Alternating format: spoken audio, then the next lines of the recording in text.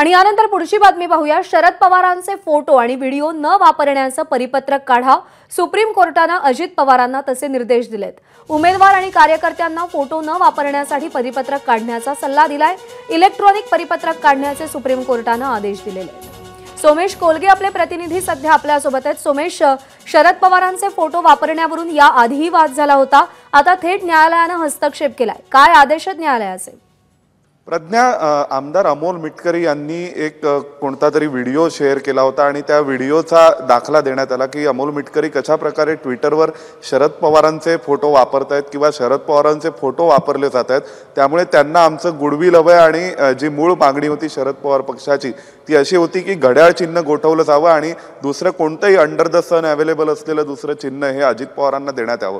पण त्यावर मग शेवटी न्यायमूर्तींनी असं सांगण्याचा बऱ्याचदा प्रयत्न केला की स्वतः शरद पवार निवडणुका लढतायत, तुम्ही 36 जागांवर थेट एकमेकांच्या विरोधात लढत आहात, शरद पवार विरुद्ध अजित पवार।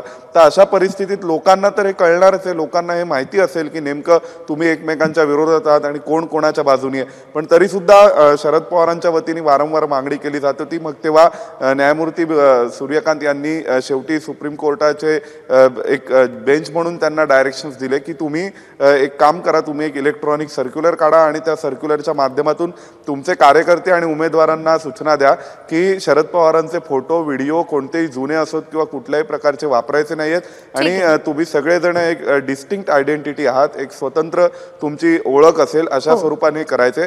पण दोघांनी तुम्ही तुमच्या मतदारसंघांवर युद्धभूमीवर लक्ष केंद्रित करा। न्यायालयाने दिलेल्या आदेशांचं आता अजित पवार गटाकडून कशा पद्धतीने पालन केलं जातं, परिपत्रक काढलं जातं का, हे पाहणं महत्त्वाचं आहे।